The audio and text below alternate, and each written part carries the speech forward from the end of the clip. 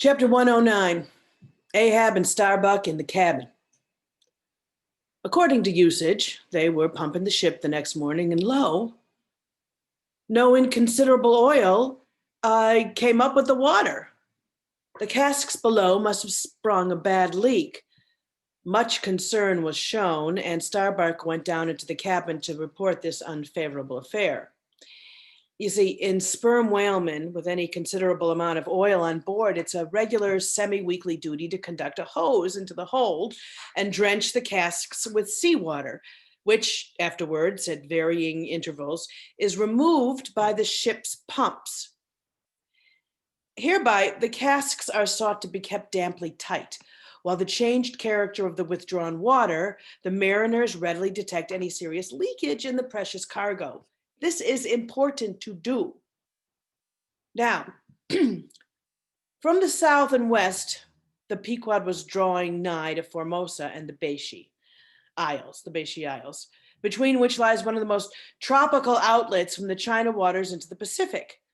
And so Starbuck found Ahab with a general chart of the Oriental archipelago spread before him, and another one representing the long eastern coasts of the Japanese islands, Sifan, Matsumai, and Tikoke. With his snow-white new ivory leg braced against the screwed leg of his table, and with a long pruning hook of a jackknife in his hand, the wondrous old man, with his back to the gangway door, was wrinkling his brow and tracing his old courses again. "Who's there?" Hearing the footsteps at the door, but not turning round to it. "On deck! Be gone! Get out of here!" Captain Ahab mistakes. It is I. The oil in the hold is leaking, sir. We must up Burton's and we must break out. Up Burton's and break out. Now we are nearing Japan. Heave to here for a week to tinkle a parcel of old hoops.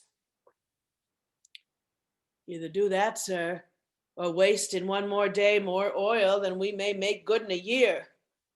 What we come 20,000 miles to get is worth saving, sir.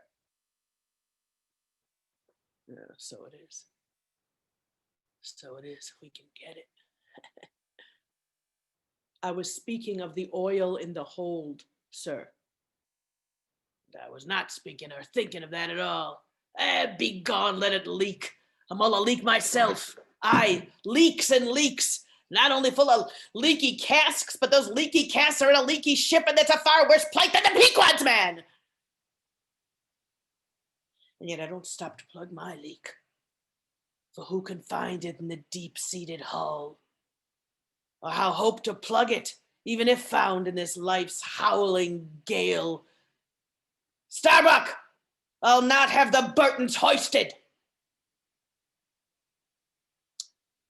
What will the owners say, sir?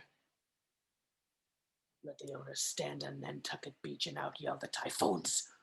Who cares? Ahab? No. Owners. Thou art always prating to me, Starbuck, about this miserly owners, as if the owners were my conscience. Look thee, the only real owner of anything is its commander. And hark ye, my conscience is in this ship's keel, on deck. Captain Ahab, said the reddening mate, moving further into the cabin, with a daring so strangely respectful and cautious that it almost seemed not only in every way seeking to avoid the slightest outward manifestation of itself, but within also seemed more than half distrustful of itself.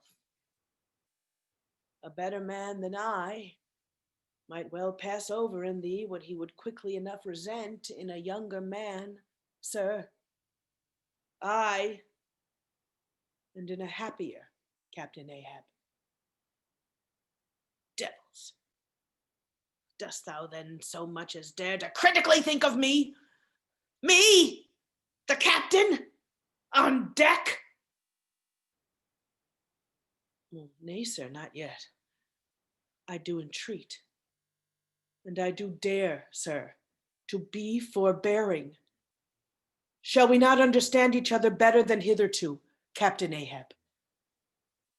Ahab seized a loaded musket from the rack forming part of most South Sea men's cabin furniture and pointed it towards Starbuck exclaimed, "There is one God that is Lord over the earth, and one captain that is Lord over the Pequod. Get on deck!"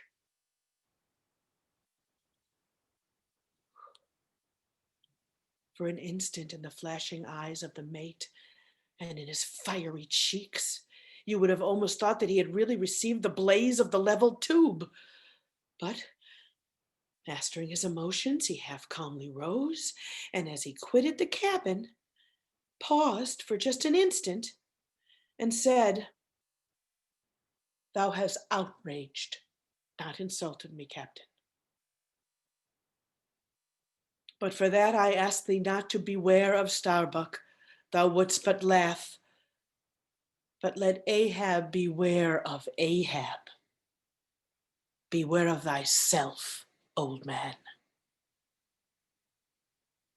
He waxes brave, but nevertheless obeys.